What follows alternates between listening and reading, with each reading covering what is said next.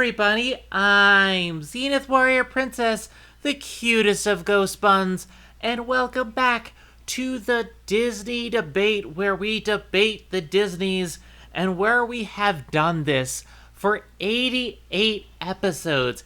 88 episodes of the Disney. Can you believe we have gone on this long? And in 12 more episodes, we will hit 100 episodes. Do do do do do do do do do do do do do do do do. Sorry. So before we introduce our co-hosts as usual, I just wanted to, start us off with the hype train. We have already discussed and decided what we're going to be doing for our 100th episode. So get to speculating because you're never going to guess what it is. It's going to be a lot of fun. We may give hints as time goes on, but for right now, get ready as The Emperor's New Remake continues. Once again, how's it going, Kat? I'm seeing pink elephants. They're on parade. They're here. They're there and everywhere. Zen, what'll I do? What'll I do? What an unusual view.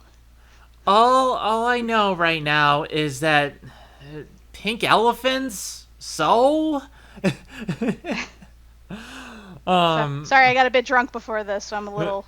Give me time. I'll sober up. And Doug, how is it going, Doug? Ladies and gentlemen, boys and girls of all ages, this is the moment you've been waiting for. V.A. Vanderveer, in association with Max Medici, proudly presents Making His Dreamland Debut. You've seen a horsefly, you've seen a dragonfly, you've even seen a housefly, but you haven't seen anything until you've seen an elephant fly. Let's get ready for Dumbo! Let's not. Let's not. Let's go past this part. Nope. I had to experience Michael Buffer saying that line not once, but twice. And I have to live with that every day. And because of that, you are all going to Let's go past suffer. this part. In fact, never play this again. If I ever see Michael Buffer in real life, I will slap him twice for doing that. Oh, God. So before we get into our feature today, there's a couple things. First of all, I do want to correct one thing. So in our previous episode, I stated that Dumbo was our second ever Disney Debate podcast. Well, I'm stupid. It is not our second podcast. I believe it was our fifth, if I'm correct. Yes, I believe it was the fifth one, or close to the fifth. Because I remember the reluctant dragon came right. Oh, God, the reluctant dragon. That makes me want to kick a chicken. We'll get to that remake eventually. Oh, God, there's so much going on. And I do want to address a couple things. There have been people who have been asking, what we're going to be covering in The Emperor's New Remake. I just want to reiterate, the stuff in The Emperor's New Remake is an addendum, stuff that we've covered before, because we had covered Cinderella before, so now we're covering the remakes. It's not stuff like Mulan that we haven't covered. We're not going to cover The Lion King, but we will cover the Maleficent stuff because we have covered Maleficent, and I'm not looking forward to that. So just wanted to address a couple of things that have come up in our Discord. The final thing that we wanted to mention before we get ready for Dumbo is that we neglected to mention the best story, the best thing from Cinderella 2015. It just got kind of lost in the shuffle, but we have to start this episode off with this because it is amazing. Kat, you take it away. Yeah, so the last podcast about Cinderella, we forgot this one special tidbit. And it's really important, because it's actually in relation to Dumbo. So As a lot of you remember, I went on this whole spiel, in regards to the costumes, in particular Cinderella's dress. I mentioned how it was made of like a good dozen or so layers of like rippable and flammable material. Not to mention, tight ass corsets that made Lily James look a hell of a lot skinnier than she actually was. Um, but keep that in mind, because of the delicate nature of her dress, Lily James actually had to be sewn into it, and she could not take it off until filming was complete. Naturally, that made it hard for her to do certain things, particularly going to the bathroom. So the way they dealt with that was they had to give beautiful Princess Cinderella in her beautiful blue sparkly dress her own designated poop bucket. Pretty much every time this poor girl had to drop a deuce, the costumers had to take her over to a corner, slide the bucket under her gown, and then hold up parts of her dress while she popped a squat. all while looking so magically and beautiful. So the reason I bring this up now is because out of the collective remains of the Cinderella poop bucket, we got Dumbo 2019. And it was a magnificent specimen. It weighed over 100 curricks, and it stank to high heaven. But people still thought it was cute, so they decided to keep it around the studio, see what they could do with it. And eventually a man named Tim Burton came upon it.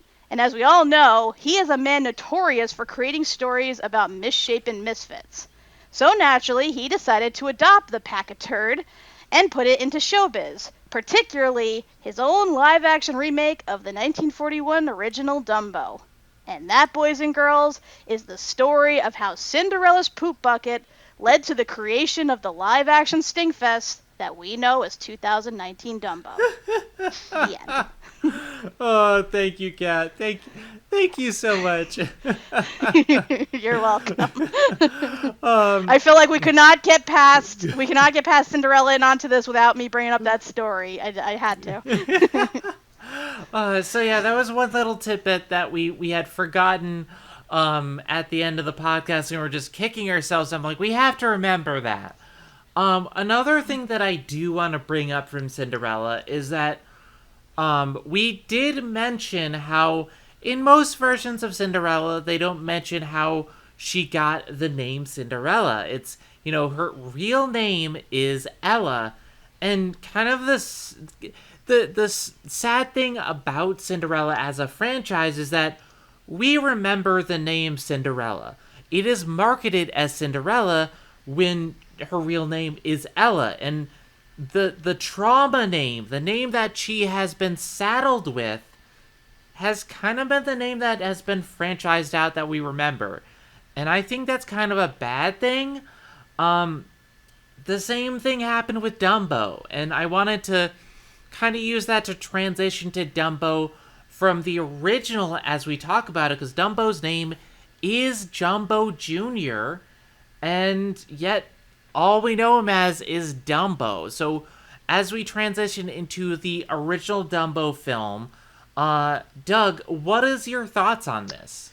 Are we talking about the original animated film, or are we talking about the remake? Well, we're going to be starting to talk about the original animated film, but I wanted to talk about how the name has been kind of co-opted because Jumbo Jr. is his name, just like how Cinderella's real name is Ella, and yet all we remember is the bad name, the ableist term that was used to make fun of Dumbo. Okay, yeah, I got you. So yeah, and in fact, I actually kind of wanted to mention this at some point anyway, because we did rewatch the original Dumbo, and yeah, so obviously the real name is Jumbo Jr., and in the movie, the one that actually first exclaims the name Dumbo is the dumb blonde elephant, if you can even call them dumb blonde. It didn't really have hair. But point is, yeah, it's like the real dumb one is the one that actually calls him Dumbo first, and then it just sticks. So yeah, obviously it seems almost hypocritical in nature like pot calling the kettle black there. Um, Obviously they don't really go into it in the remakes, and if they did, I certainly don't remember. They just kind of start calling him that. There was a sequence in the remake that we'll talk about where like the letters were changed on the sign, and it's kind of it's a really Yes, stupid now scene. now I reminded of that. Yes. I feel like the fact that they keep marketing these Disney films with a term that these characters are should be wanting to get away from. It's an insulting name. Cinderella, Dumbo, both are insulting names, and yet that's all we remember. I think that's kind of that's just telling to me about how the era that these films are made in. Do you want to weigh in on that, Kat? I do agree. It does suck that some of these characters, in particular Dumbo, are stuck with these names that are, in actuality, insults. They're making fun of like their looks, their intellect, their status, and everything. And I agree that it shouldn't be names that stick. It's kind of like, certain kids in high school that an incident happens, but they're stuck with that name forever. Like, I think back to like Clerks 2 with Pickle Fucker. Like, the guy, like, years after high school, goes on to become, like, a multi-billionaire and everything, but then he visits two guys in this, like, shitty little fast food restaurant, and they still call him Pickle Fucker.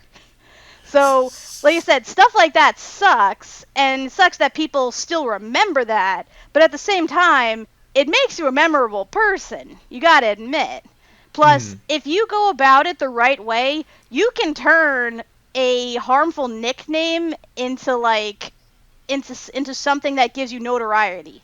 Like, take for instance My Hero Academia. The main character Midoriya. He's always called Deku by his childhood friend slash bully Bakugo. And I forget what Deku means exactly, but it's basically, a kind of slur in a way, like basically saying he's weak and everything because he doesn't have powers. But after he does get powers and after he trains and everything, and it comes down to him choosing his hero name, he chooses the name Deku because that's what he's known as, and he wants to own that name, and he knows that people are going to remember him best as Deku. And sure enough, Deku is no longer like a phrase used to hurt him. If anything, it makes him more powerful and more memorable. It's kind of like this quote I remember from Game of Thrones by Tyrion Lannister. He says, "Never forget what you are. The rest of the world will not. Wear it like armor, and it can never be used to hurt you." So basically, like if someone's going to call you a harmful word, take ownership of it and make it to the point where it's no longer harmful and makes you a stronger person. I mean, that's the way I see it. And to an extent, I can see that because, like, when I was a kid, I used to get made fun of for being smart, for reading a lot, for having big ears, and it kind of bothered me as a kid. But as I grew up, I started to own it and just be happy with who I am because I wasn't them. I wasn't a mean spirited person like these people, and I think that changed how I viewed things. And so that's kind of what I wanted to start the discussion off on, is that it's weird how a lot of these franchises back then have these harmful names being used to market, but at the same time, a lot of these Disney films are focused on owning who they are and overcoming adversity. With that being said, let's talk about the original Dumbo, because I think our original podcast has not aged as well. Again, it was our fifth No, episode. it has not. It was our fifth episode. Obviously, we've come a long way in terms of audio, in terms of title cards, in terms of a lot of things. But back then, we were in a certain mindset. Like, there was a lot of anti-Disney hate. And, we were the Disney defenders. We were all in. We were huge Disney fans, and we wanted to say, oh, I don't think it's as problematic as people make it out to be. And I think, to a certain extent, we were clouded. But there's certain things that I didn't pick up on, and certain things that, looking back, like, we just missed. Um, so, yeah, the first thing I want to bring up is the racism. And it's not just the crows, because we're going to talk about the crows, but there's a lot of racist elements that are very subtle in the film. For example, the roustabouts. And if you notice, in the film, all the, like, actual hard workers who are making the tents and who are doing the heavy labor are African American, whereas the people who are, like, leading it and in front of you are white. And it's apparent to see now, but looking back, I didn't notice that. Kat, do you want to weigh in on this? Yeah, honestly, I did not notice this scene for the longest time, but not for the reason you think. Because when I was a kid, like this was just when Disney was starting to release stuff on VHS for rentals. However, my dad thought he was too good for that stuff, so he actually used to get a lot of Disney movies for me bootlegged. But because of that, they were of like a poorer quality, and a lot of times they were often of a darker contrast. So because of that, whenever I saw this scene growing up, I assumed they were all just shadow men. Because aside from the elephants, I could barely make out anything else. So it never occurred to me that they were, black people like working until like I saw a much more updated version of it. But yeah, I never pay attention really to the song either, because it's one of those things as a kid where you remember the songs that the actual characters sing as opposed to what the background choir sings. Because it kind of like blends into everything. It's more just atmosphere music, so you're not really paying attention to the lyrics per se. So I never picked up on those like really racist lyrics, Yeah. about how they're glad to slave away and how they throw their pay away and they call each other dirty apes. I'm like, wow, like how did Yeah, this like, like when I get heard aired nowadays? when I heard the line, like, "you hairy ape," I'm like, whoa, whoa, how did I miss that? Like, on the one hand, I understand how it got by in its day because there was like no regulation back then in terms of what they could put in films like that because they didn't really make kid films. Everything was for adults, and this was considered just a really long sorry. This was just considered a really long cartoon. So, there was no standards and practices. I assume later decades they probably did edit stuff like this out or like either muted it or chopped it up heavily, but I don't know. Like, I look at it now and it's just, I'm like, people are complaining about the crows, but why is nobody talking about this part? Like, this is Right? way more Like, egregious. and it just flies under the radar. Doug, do you want to weigh in on this? Yeah, I mean, obviously, I may have watched Dumbo like once or twice as a kid. Um, and whenever, the Song of the Roustabouts came on, I just kind of tuned out. I never really even thought about the lyrics. I didn't even realize there were lyrics. I'd honestly like it's the most forgettable scene in the movie, but it's like when you actually stop to focus on it, it's very harmful. It's the lyrics are terrible. It's they're uneducated. They get money and then they just throw it away. It's like, wow, how do you even back then, how do you get away with this nonsense? And I mean, like, everybody kind of like looks at the crows as being like the racist element, but that's mainly because they're kind of front and center there. It's like I dare you to like go up to any person who's ever seen Dumbo and ask them about the roustabout scene and see if they even remember it. Hmm. And I think the worst part about it, this scene is entirely unnecessary. Like, what happens in it? You watch a bunch of guys plus the elephants for some reason rig up the tent. What does that accomplish? It's just shoving in a song and a scene for the sake of padding out the movie. It has no reason being there. You could chop this and lose nothing. It baffles me. Hmm. And so with that, like, seeing this again after all these years, like, it's been I want to say 10 years since we did the Dumbo podcast, or more. So my Possibly more. possibly more. Like I think we started around 20. It was around 2012 that we started. I want to Okay, say, so just about 10 years. So just Yeah. about 10 years, I'd say. happy 10 years, Yay. but Yay.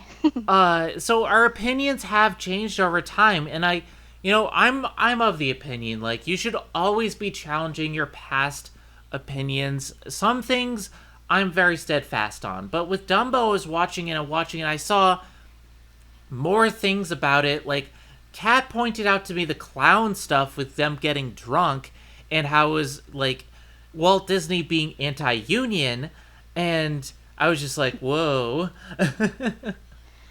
Yeah, because around this time, that's when, the Great Depression was happening and World War II was starting. So naturally, Disney was struggling. But at the same time, he had a vision. He wanted to keep his studio afloat and everything. Because while Snow White was a success, Pinocchio and Fantasia sadly weren't. And that was only because they cost more to make than the money they brought in.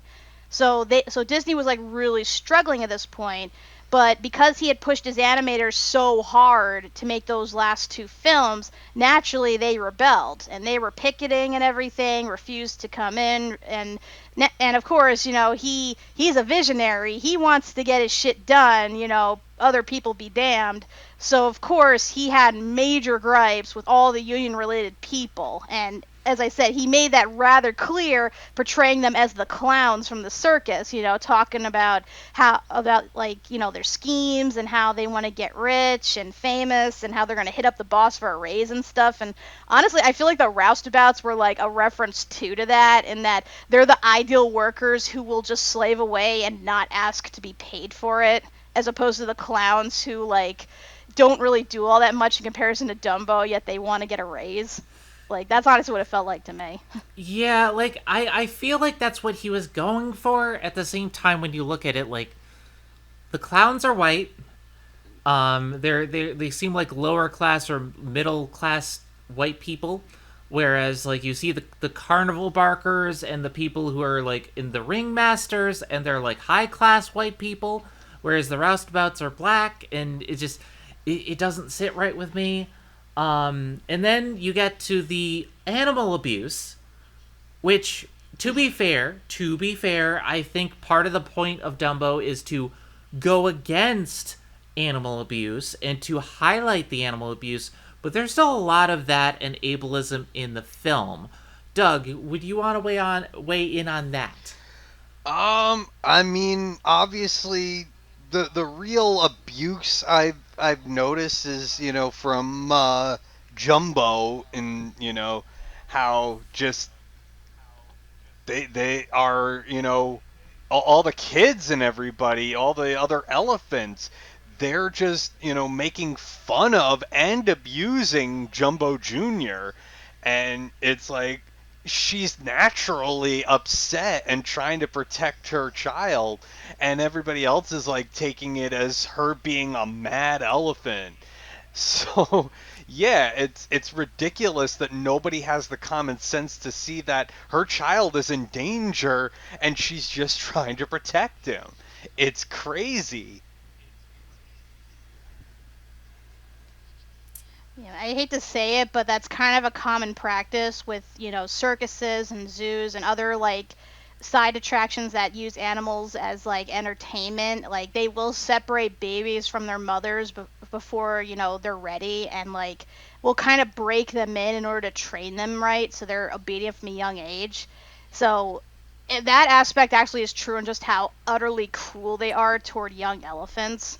But I mean, the circus was pretty cruel toward the other elephants too. Shoving all of them into this tight little train cart, only giving them so much space to stand inside the tent, making them stack a pyramid of themselves. That was really fucked up, in my opinion. Yeah, there was a lot of stuff there, and to be fair, I think trying to highlight the animal abuse and trying to highlight the ableism was the point. It's trying to go against it. I do think they go a little bit too far in certain instances, but I want to keep this in mind when we get to the 2019 version, because that animal abuse and anti-circus sentiment is not there. Um, so I that's just some things I noticed, and then the final problematic thing was the crows. Obviously, there were the Jim Crow laws. These are very caricature figures of black minstrel cartoon characters, and it's not something that obviously you would notice as a child, but I should have picked up on this 10 years ago. They are friendly and they do help Dumbo, but like they are very racist caricatures, especially since this takes place in Florida. So it's a little bit much there. I will get to the positives of the film after this, but Kat, do you want to take that up? Honestly, after the roustabouts, the crows seem really tame by comparison.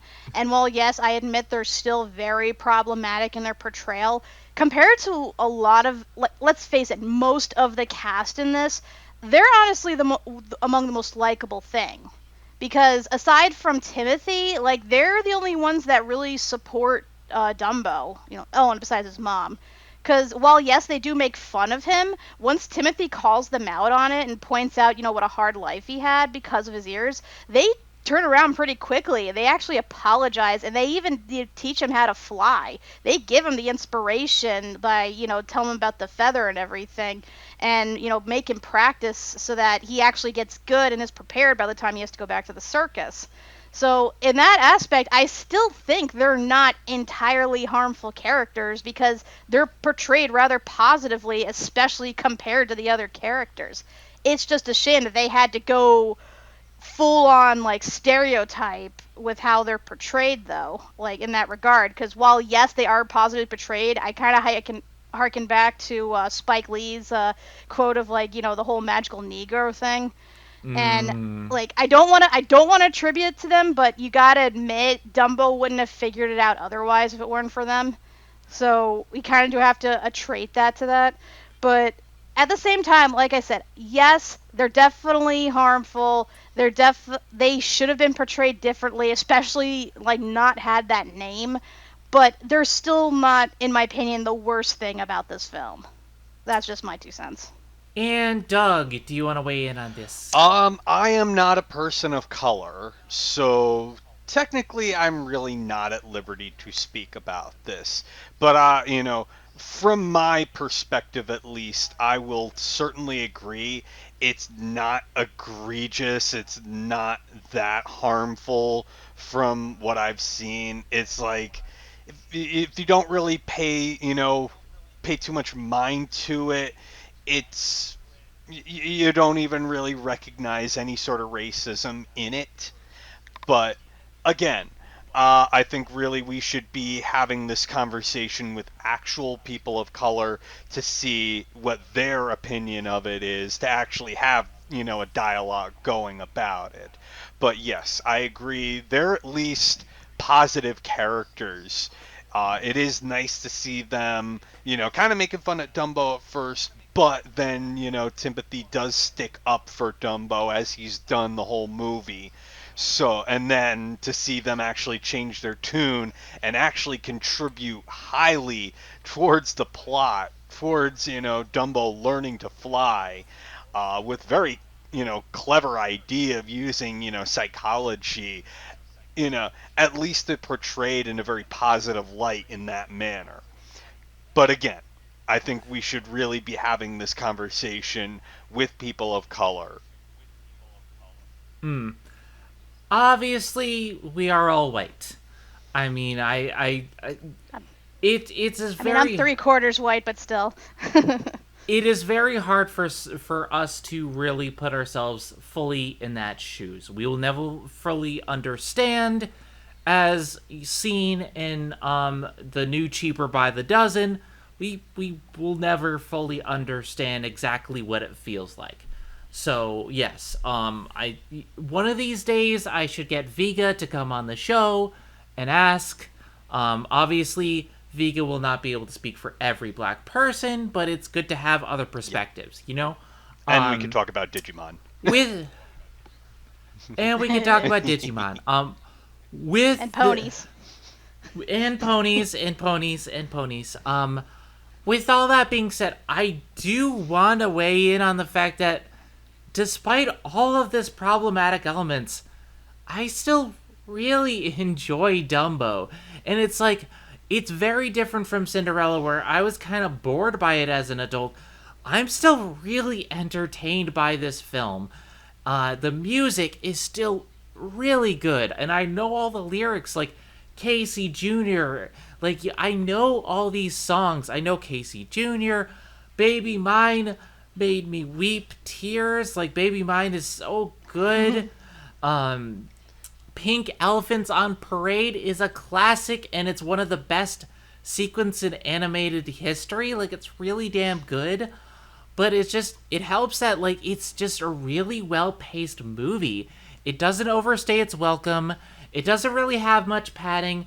Even Pink Elephants on Parade, while it is technically padding, it also is a plot point to set up for Dumbo's flying. So there's a really well-paced atmosphere going on. I like the characters. I like Dumbo. I like the message that it's trying to portray, about, you have this disability and people like try to shit on you, but you don't have to listen to them. You can be better. And like, that's, I have a disability. I am mentally and physically disabled. So this really hits home for me. And despite some of the ableist language that they use for giving Dumbo his name, like, there's so much that I do enjoy about this film.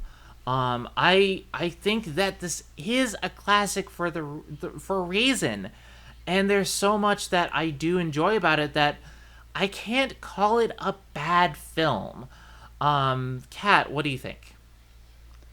No, I agree. Like, as all the bad stuff and racism and everything aside, this is a solid movie. And it's actually interesting because it almost didn't get made. Because as I mentioned before, Disney was struggling because of the loss they incurred from the last two movies. And while Walt Disney did buy the rights to it, because it was just a simple children's book, by that point he was thinking that this isn't going to be a big this isn't going to be a big money maker. We shouldn't bother with this. But the guys he put in charge of it had faith in it. So what they did was they would animate little segments of the movie and leave them on Walt's desk like every day. So it was kind of like reading a comic strip almost. And they got him invested enough where he wanted them to continue. And even though they came up with like a basic like overly long cartoon length, he made them like double it just so it would qualify to be shown in theaters. And even then, the movie people still wanted him to extend upon it, but he refused, saying that the length that they had was perfect.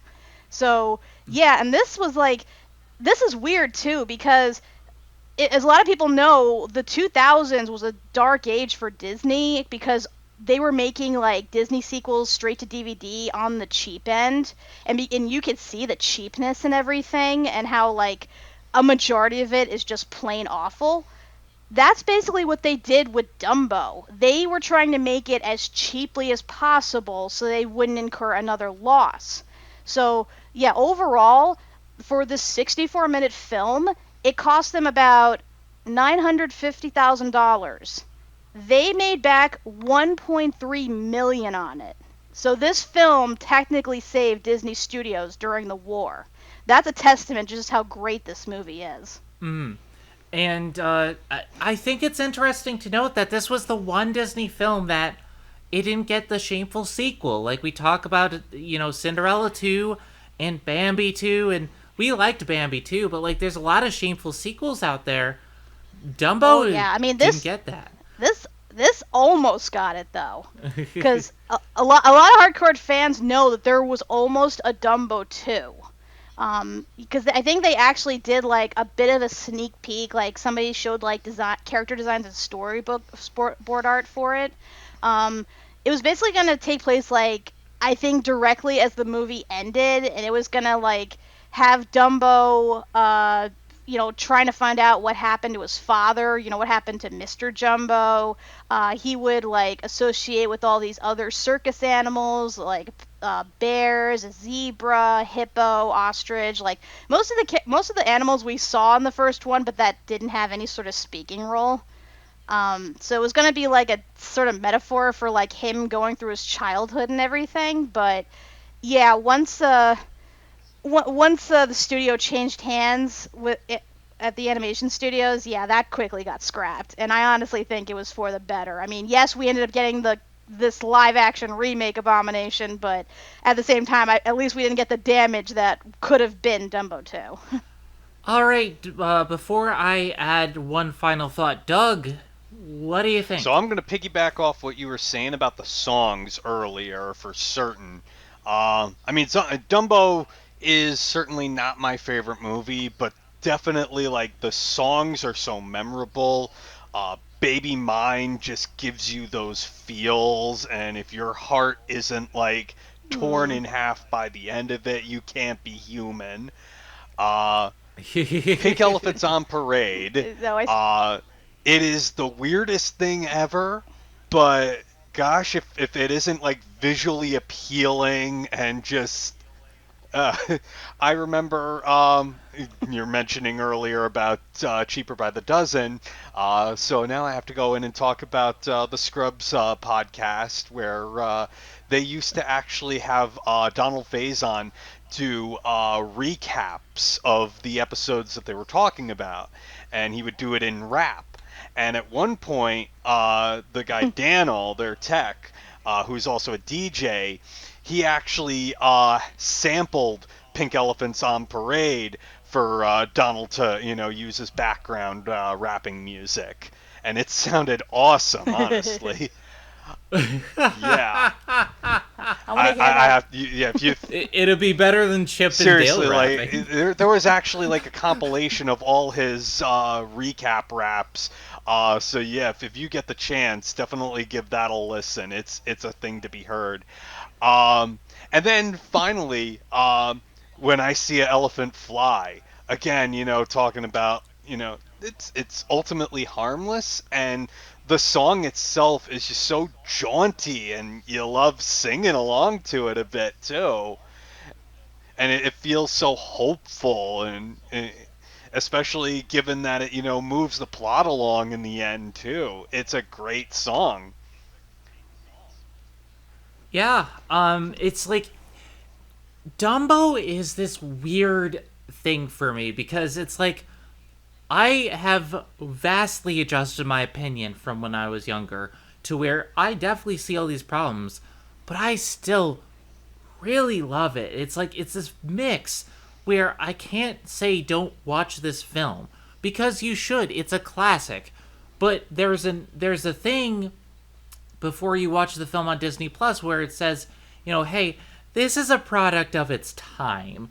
This is definitely, there are depictions of racism, and we are depicting it here for historical value. And I do like that they do that because I don't think they should censor it because we should learn our history, but we should definitely, know that this is kind of a racist portrayal.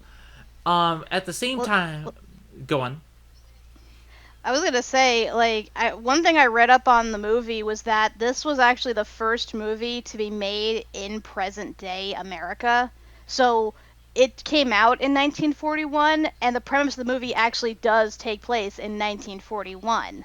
Like, you could even see hints of the war reference, like at the end where they made like the Dumbo planes, like to send overseas. So this is like one of the first modern day Disney tellings when you think about it. I mean, it so yeah, it's it kind of certainly funny. lines up with Victory Through Air Power. Shut up. We have to use airplanes with the boat. Shut up, both of you. I hate you both.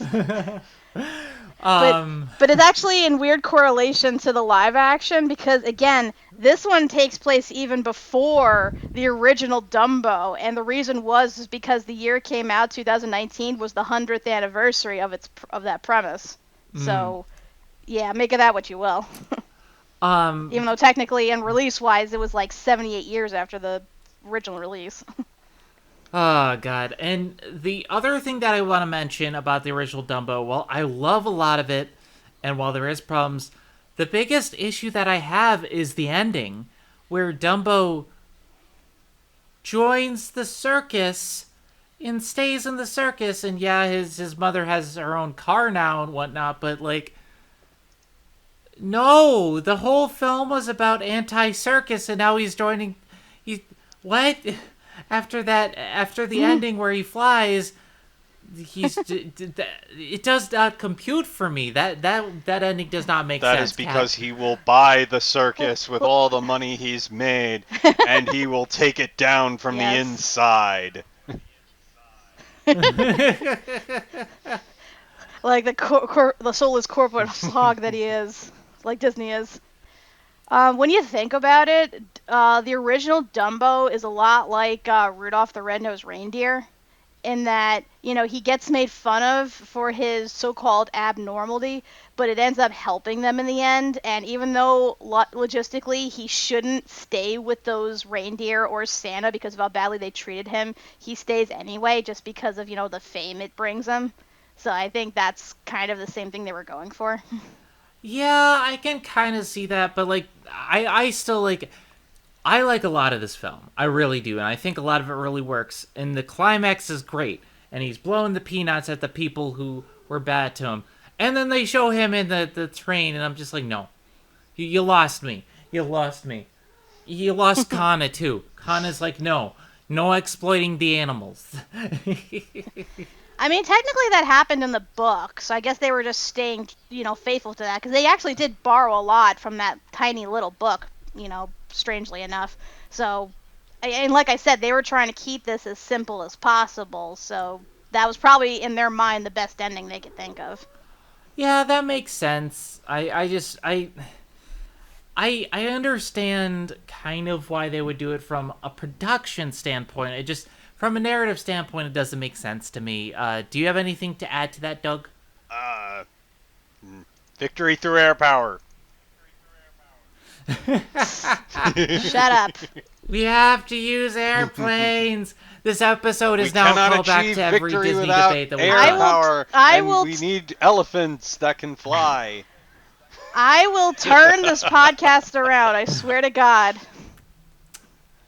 All right, well, I've stalled long enough, and we've been going for 45 minutes.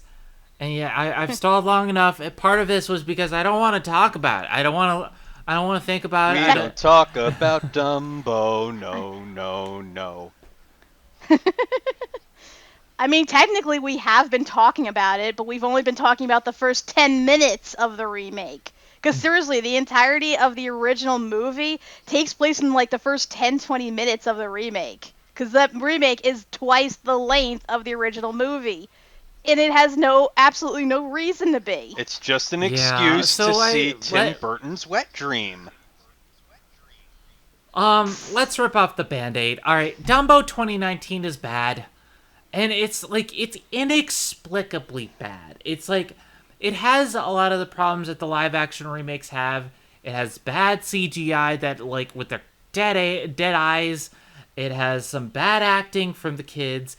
It has some really dull cinematography and scenery and lighting. And there's all stuff that we're going to get into. But, like, a lot of it is just weird changes from the original. And it's not just bland like Cinderella was. It is kind of upsetting in many ways. Especially because this is pro-circus.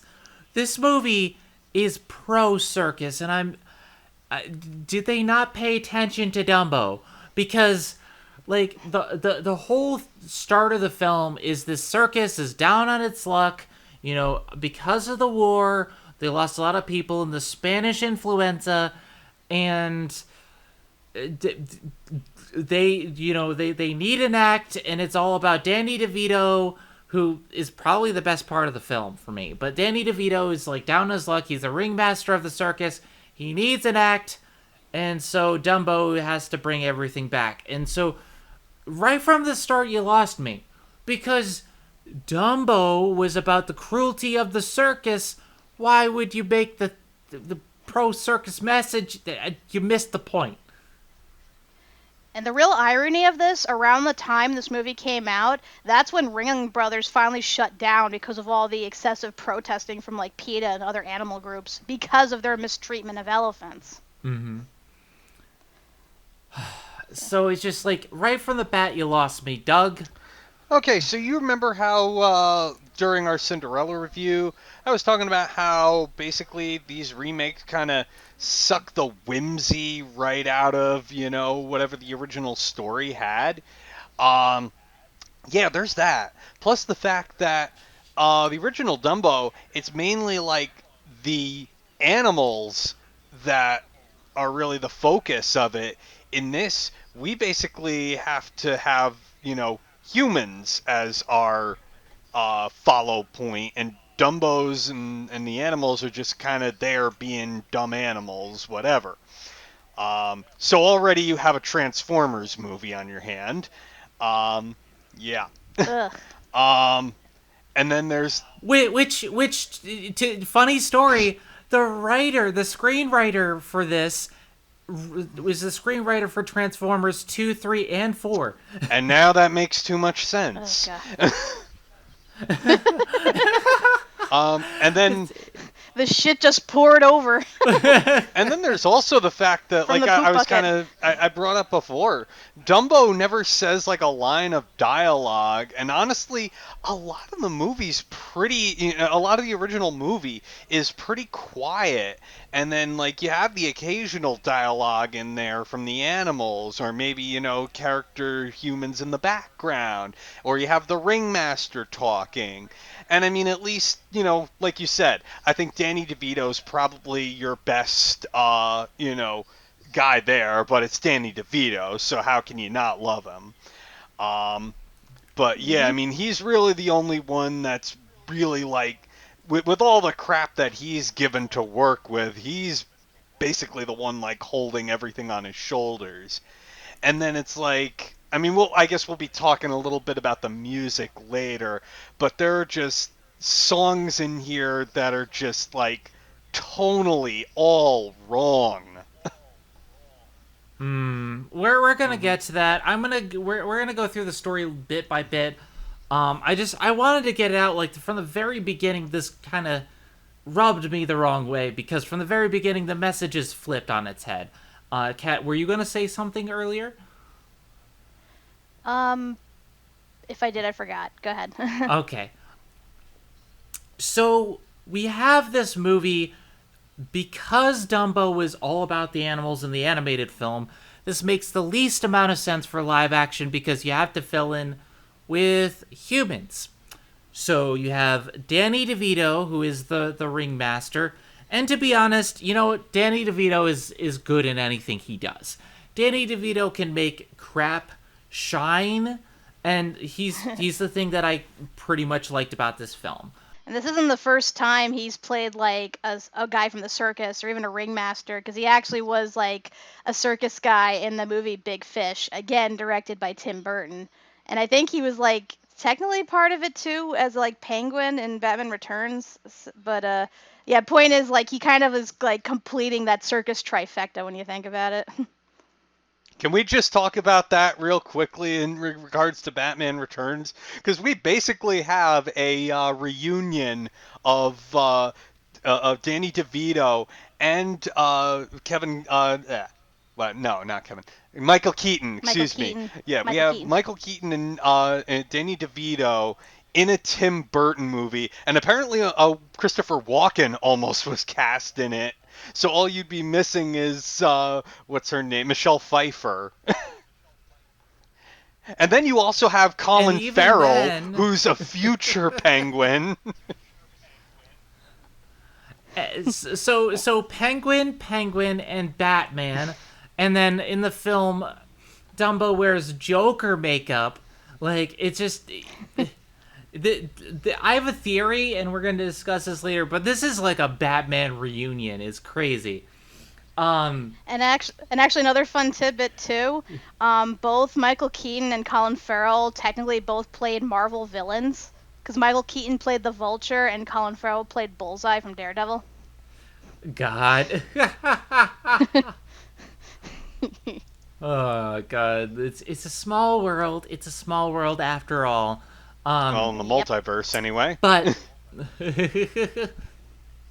so Danny DeVito's in this circus down on its luck because they're losing a lot of people, and he has all these people taking on multiple different jobs, and some of the gags that Danny DeVito pulls off are funny, but it's Danny DeVito.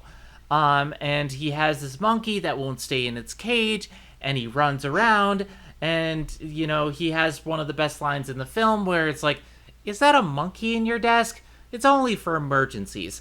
And it's like, okay, at some point in these remakes, you have one good line, like, "I can't drive, I'm a goose. Monkey, only for emergencies." I don't know why this is a thing, but this is a thing. The animals are funny.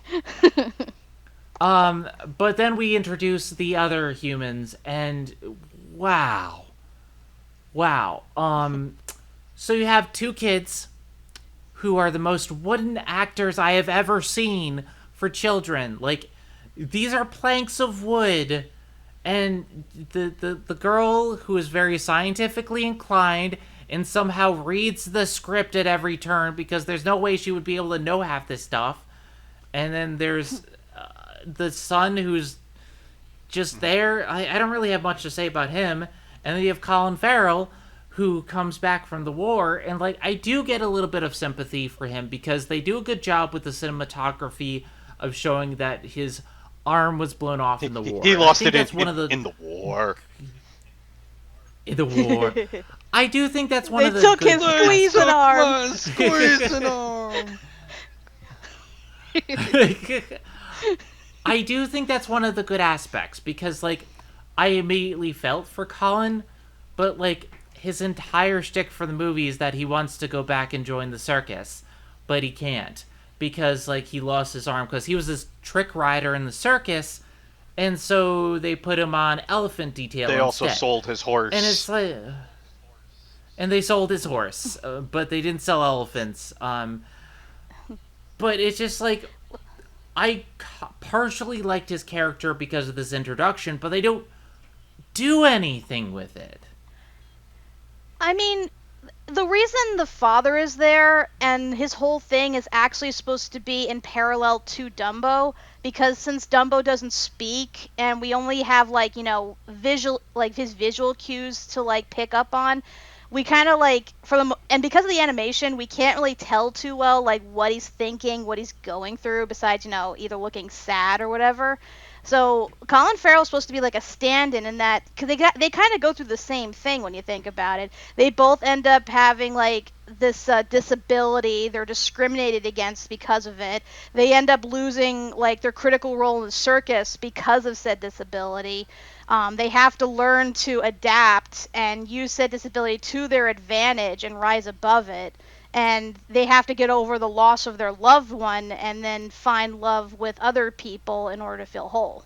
So that's I think was his main reason being there. And the kids obviously, because we have to have a kid stand in to appeal to the kid audience. Otherwise those two were just basically wooden puppets throughout the whole thing. I can see it. Like, I can see what they were trying to do with this. Aside from the wooden puppets, fuck that.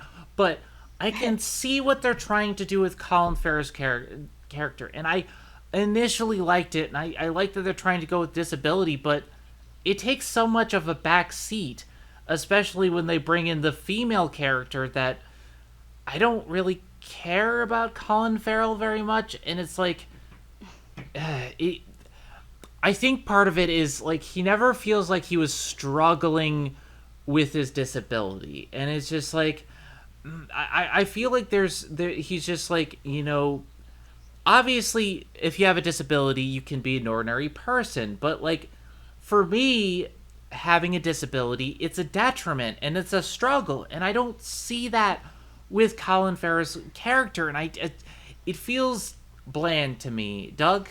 Yeah, it's so bland. I mean, especially it's like there's almost very little reason to even have the movie set back in time versus the original, because it's like the original was, supposed to be present day, like in the late 30s, early 40s, and this one's now like just as World War One is ending, and he's just come back and lost his arm, and it's just like it's so metaphorical that they're just throwing more shit on him. He's got no arm, no horses, and now he has to shovel shit.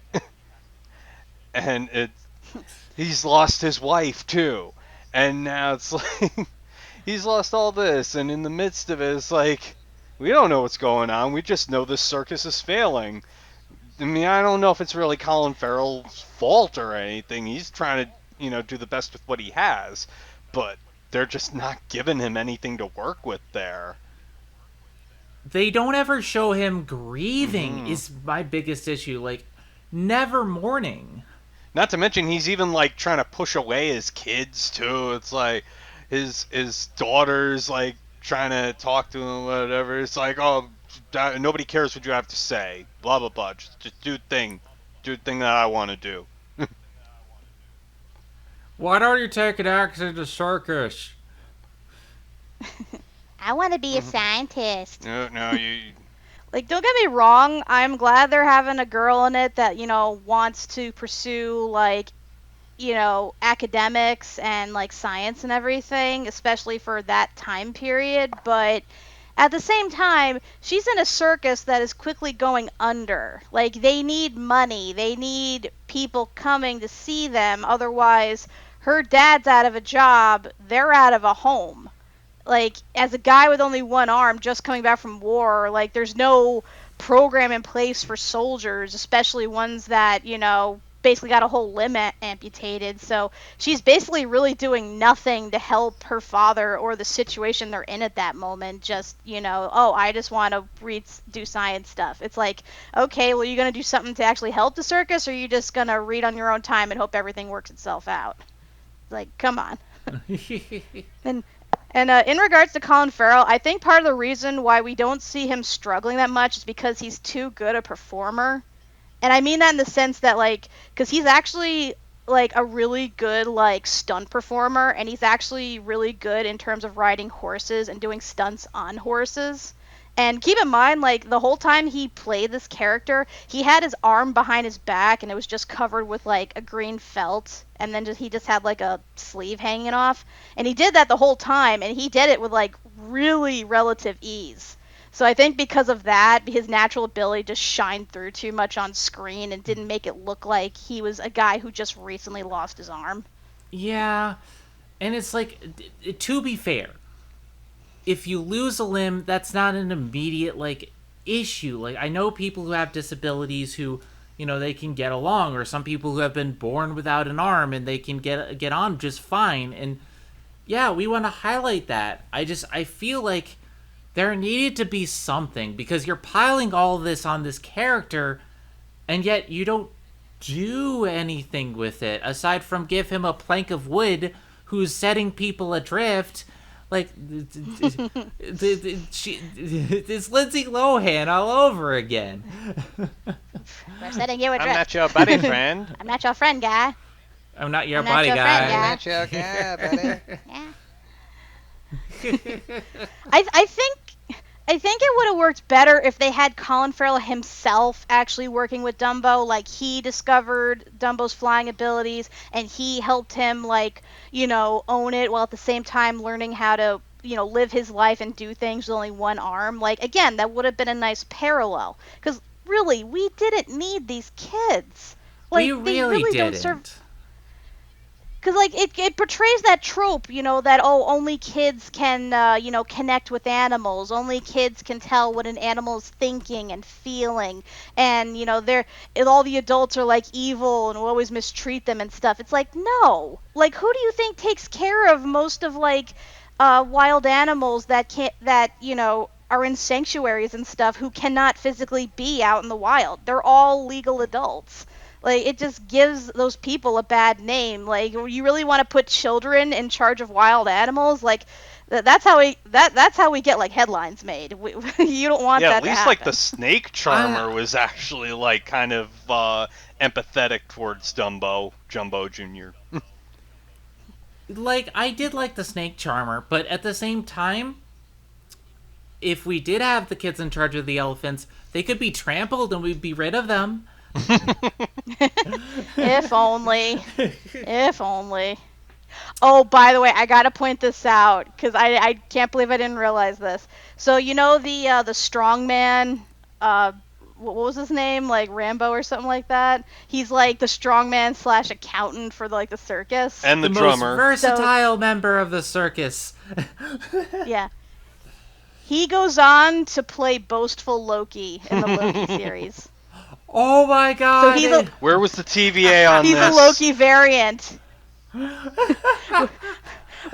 Which means that this whole Dumbo movie was his Nexus event. I wonder if Alligator Loki was also in the circus. I think a lot more people would have died. Or maybe that's how Colin Farrell actually lost his arm. Oh god. So you have this struggling circus, and a lot of the film is the wooden puppets figuring out that Dumbo can fly, and the father doesn't care about the flying elephant. He's just like, oh, I don't care. I'm gonna learn how to trick ride. I want to be back in the circus. Yeehaw, yeehaw.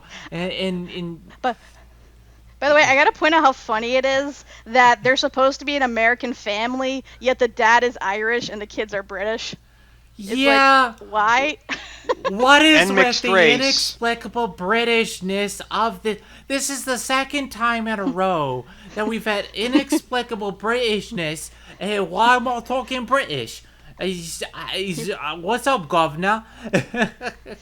You like that? I'm doing American accent and a Southern accent, so you can't tell that I'm British. Then again, we never met the mother, Oh. and like I said, she's like a person of color. So who knows? Maybe she came from Britain. All I know is that the Maybe. mother dies of inexplicable mother disease again. She dies of expendable Yeah. character syndrome. Expendable Disney mother disease.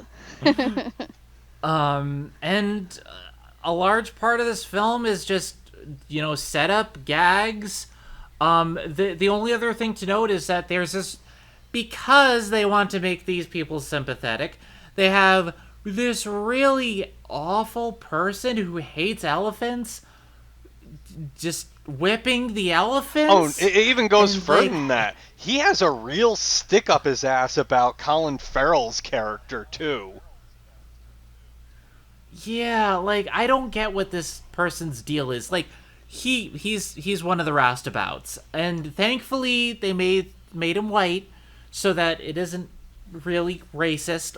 But at the same time, like, his whole purpose is just to be evil to Colin Farrell and evil to the elephants, and not notice that the person gave birth, and which is why, like, there's a lot of things that are wrong with that scene, because how would they not notice? I call such bullshit on that scene because I've seen video of elephants giving birth. It's like watching fucking Niagara Falls inside of like a cage. And it would not look that clean when they were trying to get her out of that. I will tell you that. There would be like fluids just flowing out of that cart. It would just be the most disgusting thing you've ever seen. And Dumbo would not look that clean either.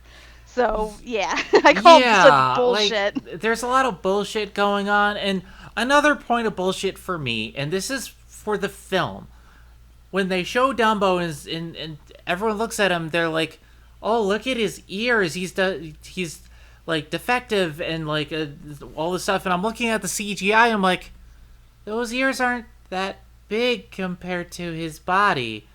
In the animated film, they were, not in this one.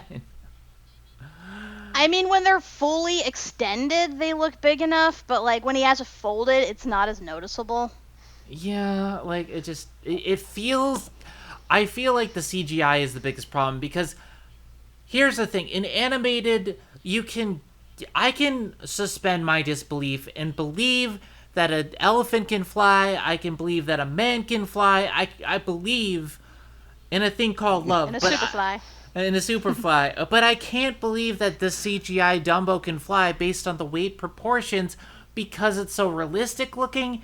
It's that uncanny valley, but the ears aren't big enough for me. It just, I don't think it works. Doug? Can you believe it's not butter? A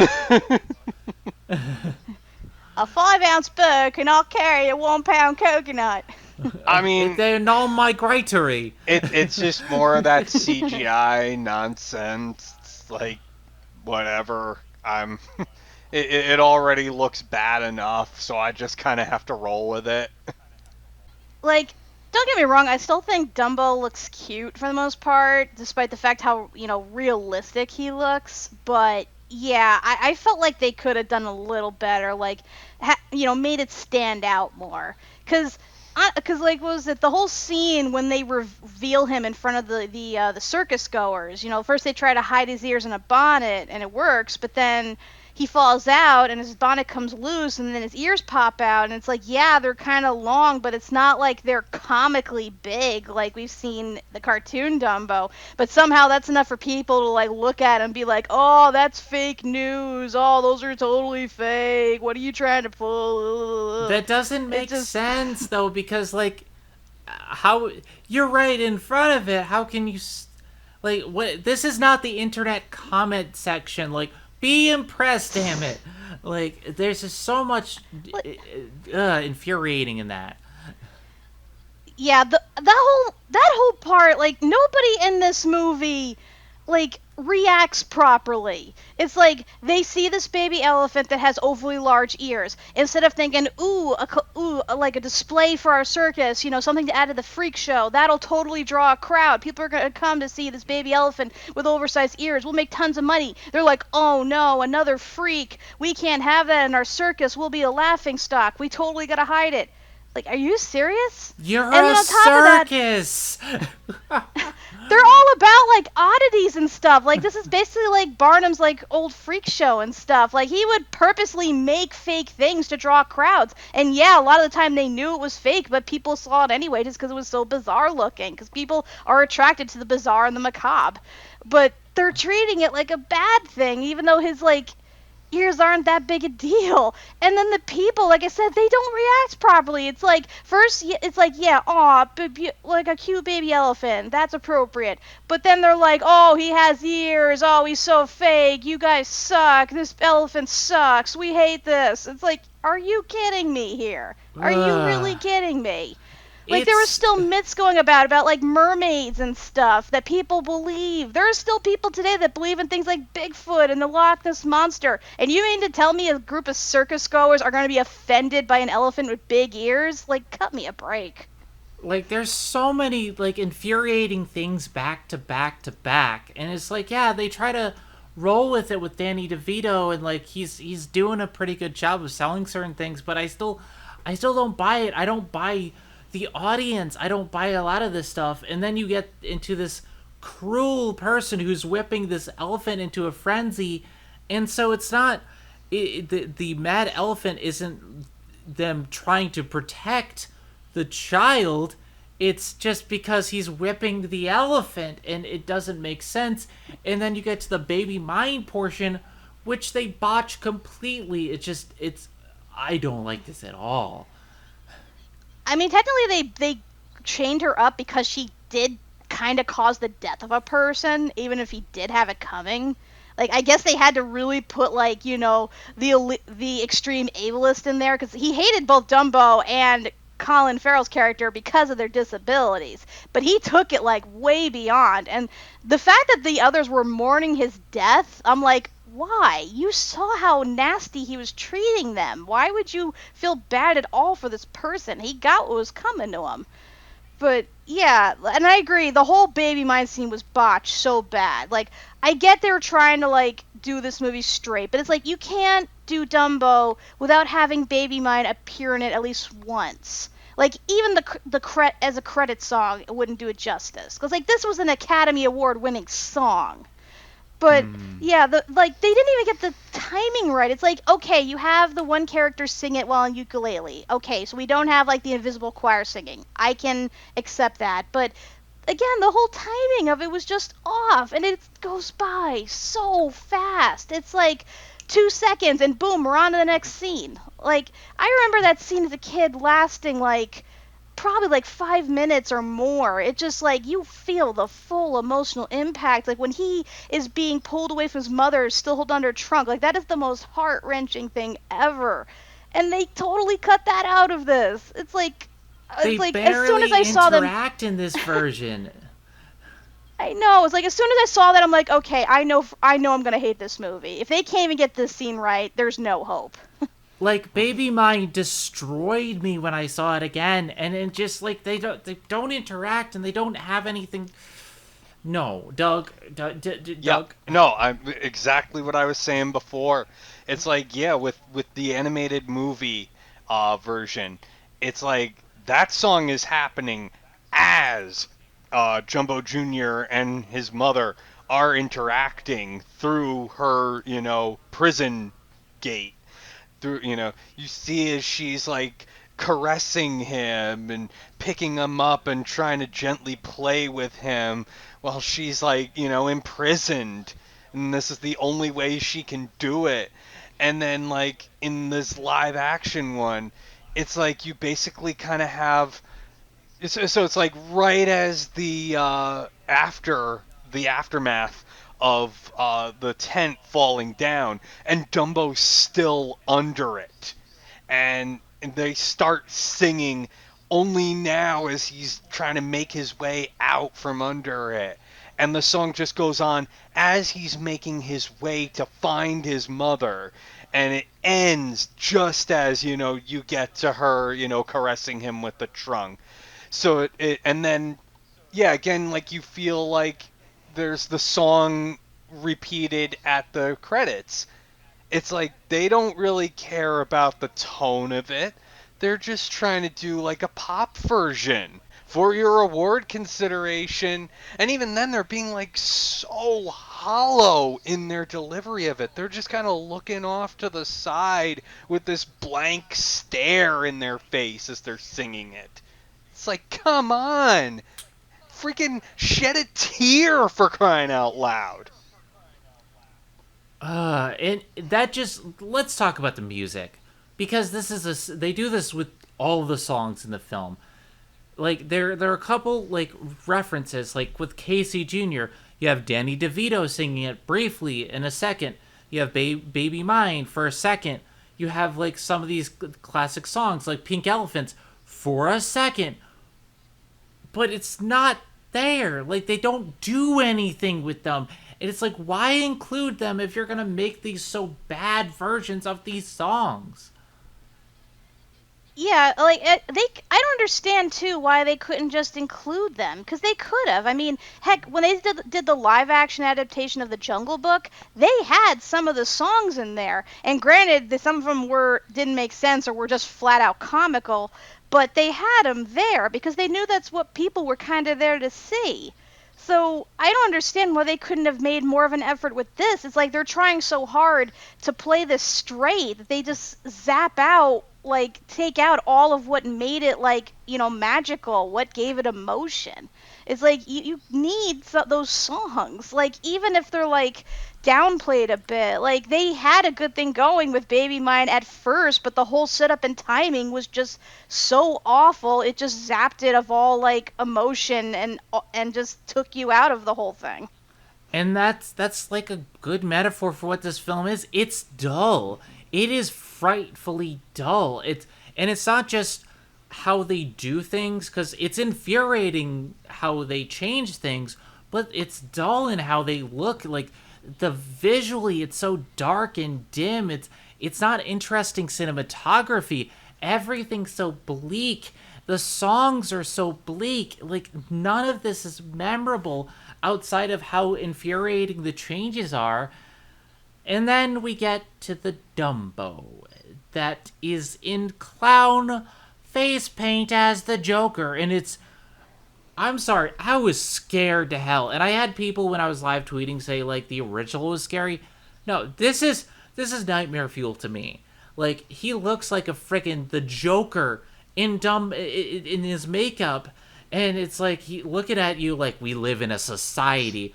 And it's like, we live in a circus society. He looks like he wants to ask you how he got these scars. Do you want to know how I got these scars? Whips and chains. But, like, Danny DeVito had a monkey.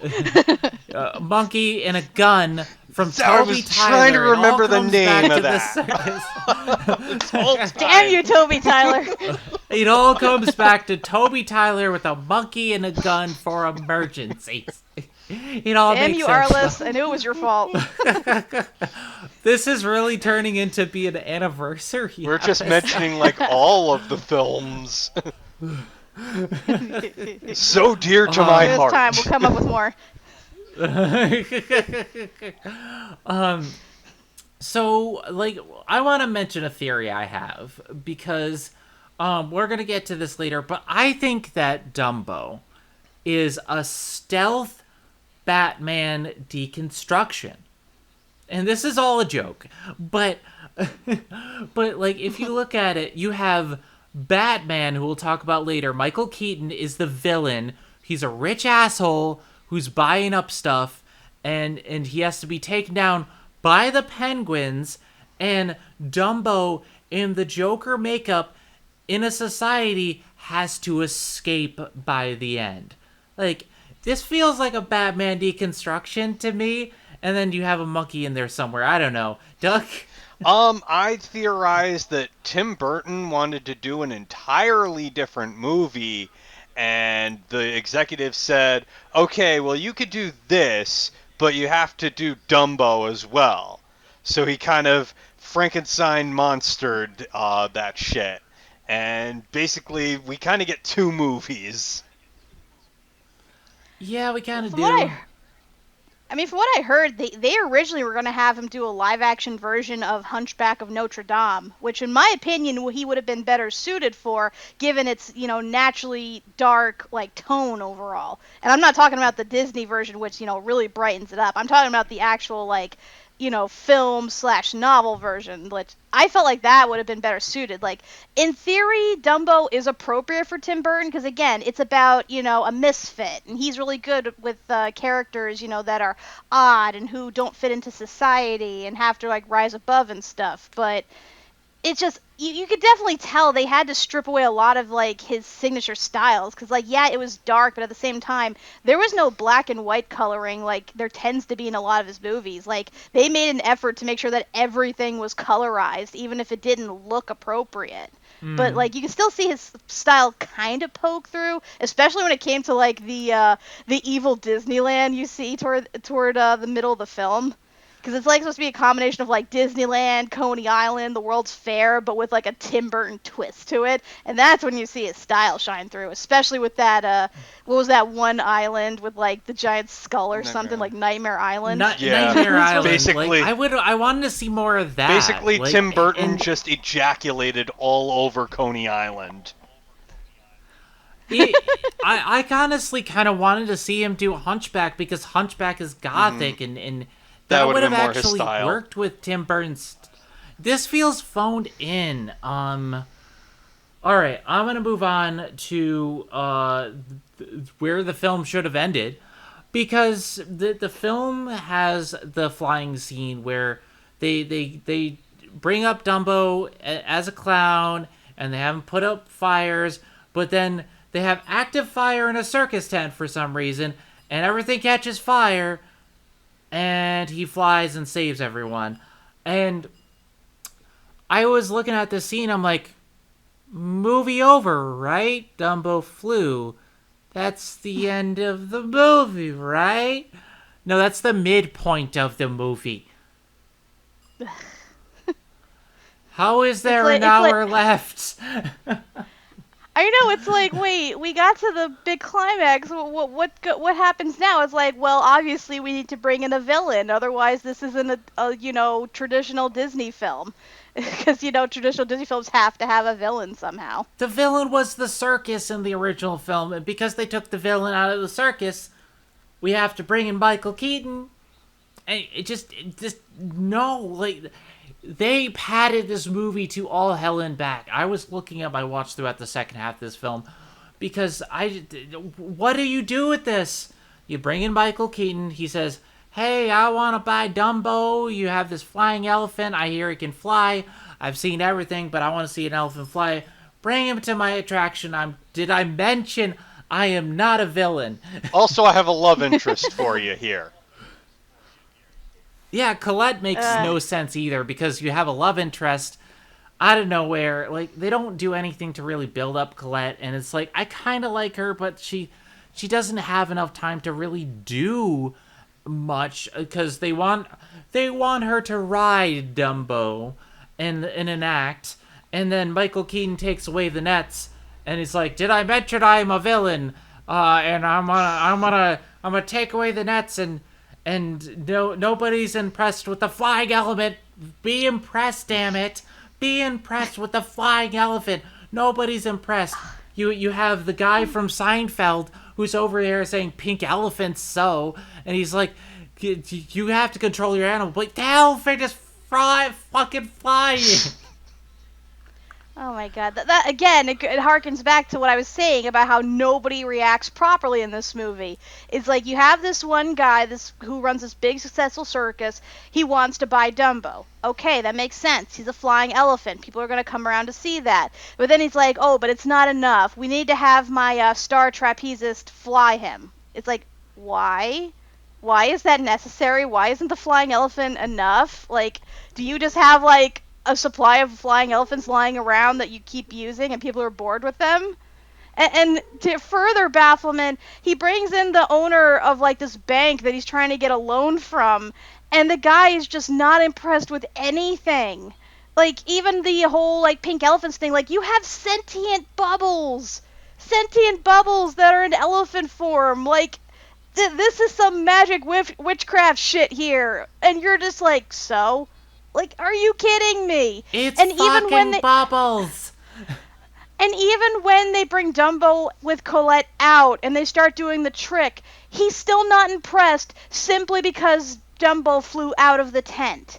It's like, are you kidding me? You saw what they can do. It's like, yeah, he flew out of the tent. That might cause a safety concern, but all you have to do is put up, a flap or something to keep him from escaping, and boom, problem solved. But no, he's like, "Oh, well, your act didn't work, and I can't invest in this until I see that it works." Like, are you shitting me with this? You saw a grown woman ride a baby elephant through the sky.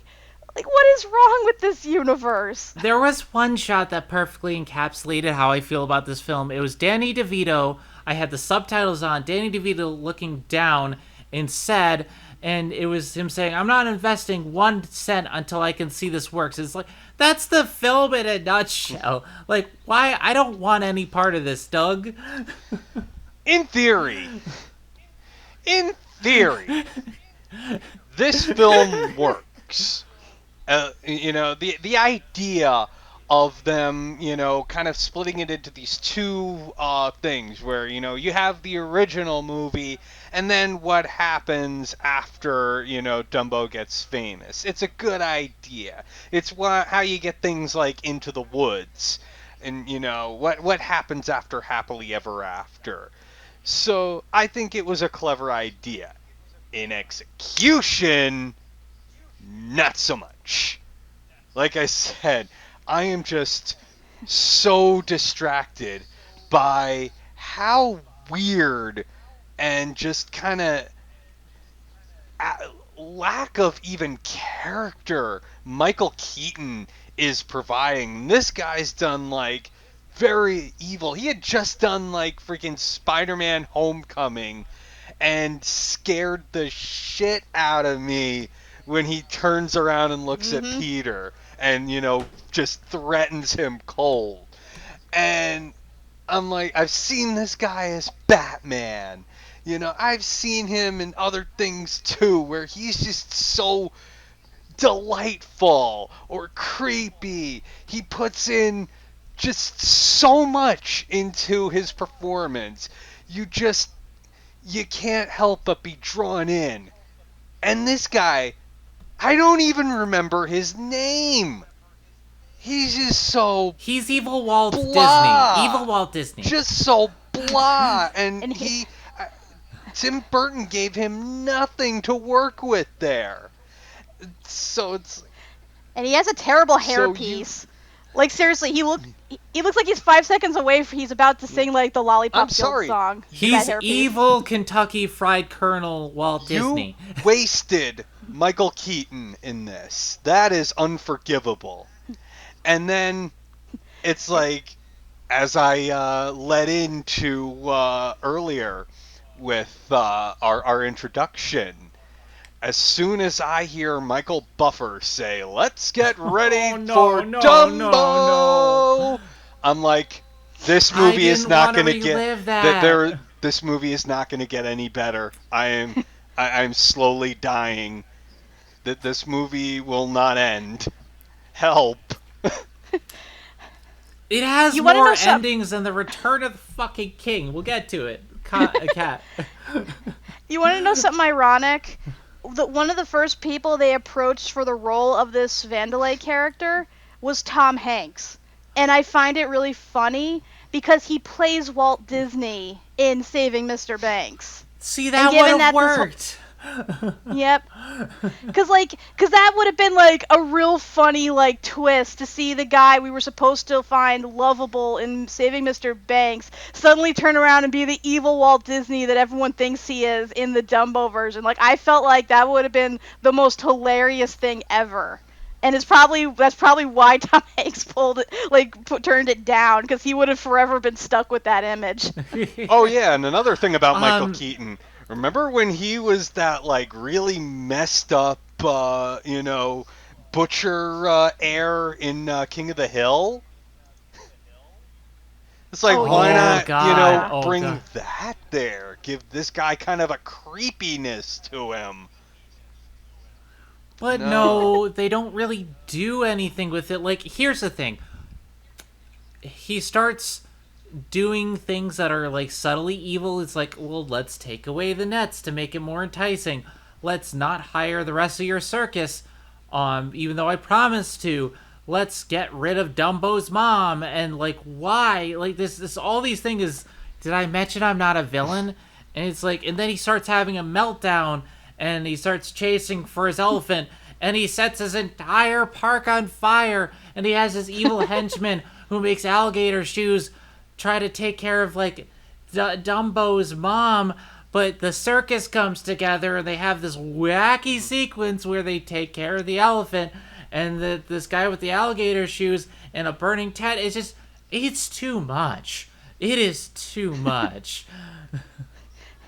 I just love how they're basically Disney's basically making fun of itself with this movie. Like, they are fully aware that they are portraying themselves as how the public sees them, or at least the public that is aware of what they do behind the scenes, like away from all the magical like films and stuff. Because here's the thing, around the time when this movie was made, this was when Disney had just bought out 20th Century Fox, and they embarked on a series of major layoffs. So for them to just bring that up in this, like, that is like almost like 10 levels of evil right there when you think about it. It's like, yeah, we know what we're doing. We're going to do it anyway, and we're going to remind you in film. And that form. hasn't even Yeah, it hasn't even ugh. stopped. Obviously we're going to be talking about this at the end of the year, but Chip and Dale, they freaking pulled some God. crap with having the Peter Pan character be basically what happened to Bobby Yeah. Driscoll, and they're just unapologetic about it. There's stuff that we're gonna get into there, and it's just like, here's the thing. We like Disney as their products. But Disney does a lot of shady shit, though. And it's not like, I used to get shit from people who said, oh, Walt Disney was a horrible person. Yeah, Walt Disney did some stuff. We know. We get it. And Disney still, as a corporation, has done some bad stuff. Especially against gay and trans people. I know. They're very performative. But we like the product. And it's like, there's a saying that there's no ethical consumption under capitalism. And there's a lot of bad corporations out there. As a trans woman, I know that they probably don't like me. I just say fuck it. I'm gonna like the product. I'm not gonna directly give them too much of my money, but slap the Pride logo on the stuff when it's convenient. But no, we can't have your trans people. We get it. Disney does some bad shit. Lampshading your own bad shit doesn't have a good look, though.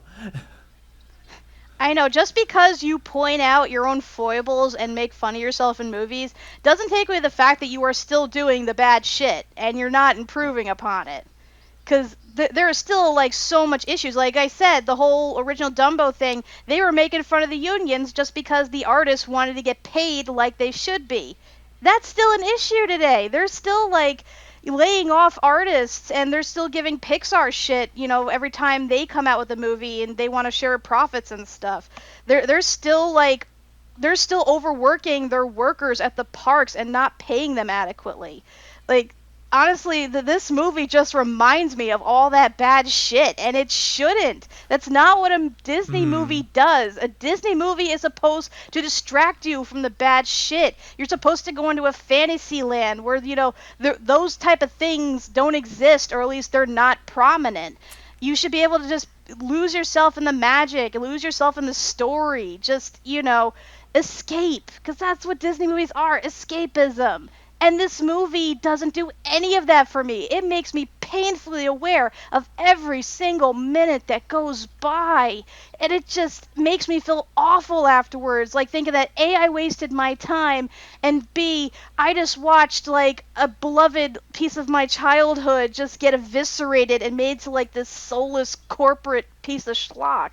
It just... Ugh. It's very infuriating. It's like, I don't know if you saw this, but, like, there was this time where I think it was, I'm trying to remember exactly, but there was a black actor who was fired from one of the Disney parks and made this huge Twitter thread about how, like, he wasn't given any opportunity because they didn't want to have, like, a black prince or something like that. And there was this huge Twitter thread about it, and it's just like, there's a lot of issues at the Disney parks, and we get to see it, but, like, when I watch a Disney film, I want to escape, because the original idea of Disney, especially Snow White, was to escape from the bad thing. I don't want to know about, like, obviously this companies and corporations do bad shit. I get it. But when I'm watching this film, I don't want to be reminded of the bad shit. That I don't want to be reminded of how they don't like trans people, It's just, Doug? Yep. To go off what you were saying earlier, it's like, yeah, Pride Month, hey, buy rainbow mouse ears and all the Pride merch, but we're not going to renew Owl House for an actual third season. Doesn't fit with our brand because we can't show same-sex couples overseas. We're gonna shorten the season 3. Fuck them. Yeah, no, I'm with you. It's like, yeah, Disney has some great stuff, but it can be so hard to support them at times when you know the really shady practices they've done and are still doing. I find it funny because, like, Disney's big message with most of these is, be yourself. No matter what you look like, be yourself. But a lot of times when I say that, it's like, be yourself if it's marketable. If it's, like, good looking and will sell shit. Because, like, think in contrast to, like, DreamWorks characters. It's like, yeah, same thing, be yourself, but the characters are actually, like, different looking. They're weird looking. They're, like, misshapen. They're slovenly. They, are aliens. They're monsters and stuff, as opposed to Disney, which are, like, these perfect princes and princesses. So it's kind of like almost Marvel versus DC in a sense. But yeah. Again, that's Disney in a nutshell when you think about it. It's like, oh yeah, you can be yourself as long as you make us money. Be yourself, but not that way. Pretty much. And here's my thing. As a trans person, I grew up with Disney. I loved Disney as a kid. and the message of anyone can be a princess, and like, that stuck with me. And like stuff like the Owl House, I like when producers bring that to the table, because like stuff with Lumity is so good. It's okay, it's so good, and it just gives me reason to say, like, yeah, it's fine to be my weird ass self. So like, but then I look at Dumbo 2019. It's like, I don't even want to discuss half of this film, because half of this film is just boring. The second half is so damn boring. It should have ended so much earlier. There's not enough character to talk about. Like, the only thing I really enjoy right now is that they go off into the wild as the ending, which is what the original movie should have had, even though this movie was pro circus. They have Danny DeVito, which is, he carries most of the film, and that's it. Like, there's not much to like about this film. My final thoughts: Dumbo 2019 is this weird mishmash of bland and infuriatingly bad. Because I can't just say it's as bland as Cinderella, because at least with Cinderella, like, I was checked out. With this, every few minutes I'm like, what the fuck are they doing? Kat. I was gonna say too, like, honestly, the only like real good parts of this is them showing how he learns to fly and showing him fly more than once, as opposed to just at the end. Because that's Dumbo's whole thing, is that he flies. So that was at least nice to see him do it a couple of times. But because of all the lack of magical whimsy and stuff, it's like not impressive when he does it more than once. So that kind of ruins it. And I was going to say the ending was actually a good point, because again, they should have gone back to the wild, because elephants are not meant to be circus performers. They're not meant to be in zoos. They're giant animals that need huge amount of space to roam and to live good lives. But the thing is, I think part of the reason why they selected this was because of a sort of guilt they felt in regards to the National Elephant Center. And this is kind of a sad story. It was back in 2013. They opened the National Elephant Center in Florida with the intent that they were going to bring in elephants, from zoos, from circuses, and rehabilitate them and basically, provide a sanctuary for them. They brought in 5 elephants, 4 of which were from the Animal Kingdom, the park in Disney World. Out of those 5 elephants, 3 of them died in a 2-year span, one of which was pregnant, and the baby died too. And the other 2, thankfully, got out of that area. They closed down that center, so the 2 elephants went to different parks. Thankfully, they're alive still. But I think of that, and I'm like, okay, so was this whole thing like them making up for the fact that they lost this elephant mother and baby by having it recreate the experience through live-action Dumbo? Was that what this whole thing was about? I mean, that's kind of depressing when you think about it. Or your theory about this being Free Willy could also be true. Yeah, because like I said, the original Dumbo was kind of a metaphor, was kind of the same thing as Rudolph, whereas with this live-action Dumbo, it's kind of like Free Willy. You have an animal in captivity, they get money for this park, the owner of it turns out to be evil, so the child that the animal is friends with helps them escape back into the wild.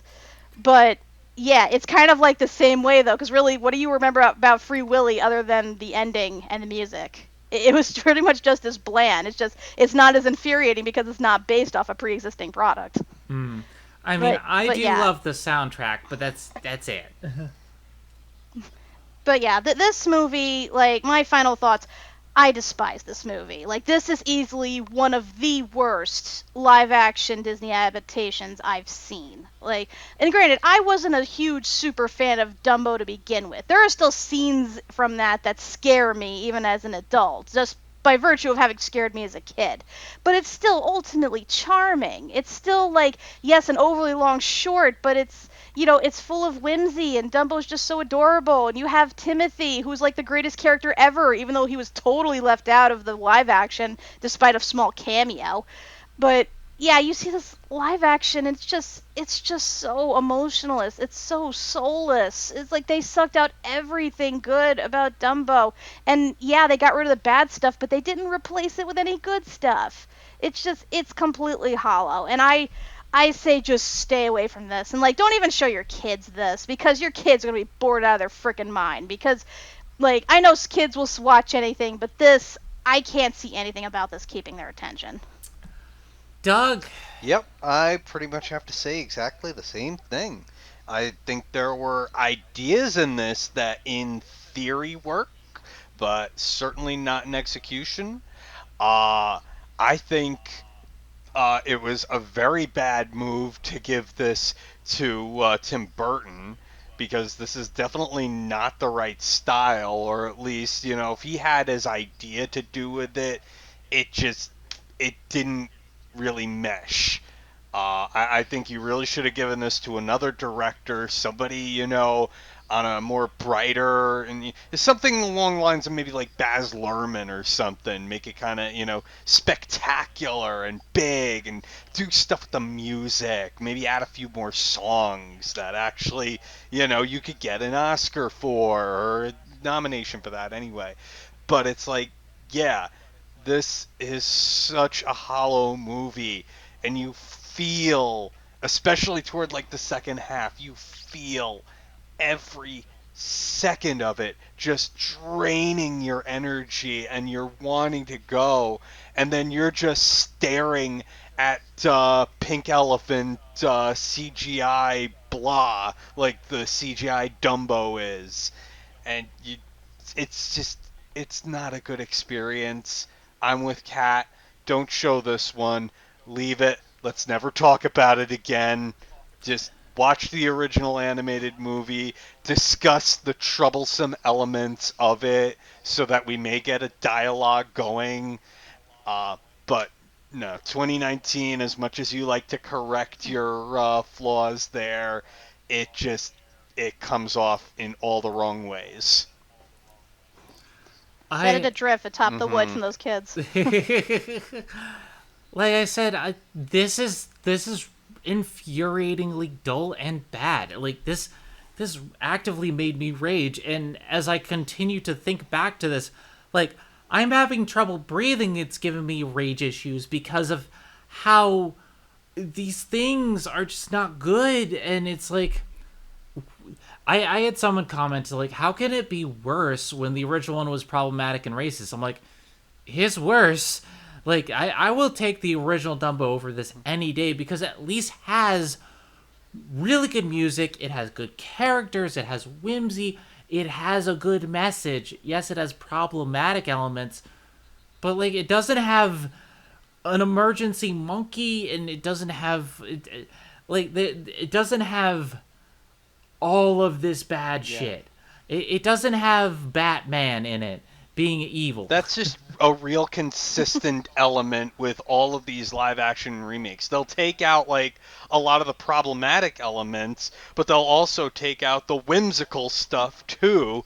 And it's just like, why did you even bother? Now it's not even enjoyable. Also, not to point out, like, again, an elephant in the room. Ha ha ha. Because I know people say that there was no problematic elements about this, but I found a little bit of a problem with the casting of the Alan bank Arkin, I think. person. Yeah, because while I know originally it was supposed to go to Christopher Walken that role, because apparently he has that sort of weird sinisterness to him that we all love, he couldn't do it, so Alan Arkin was portrayed as him.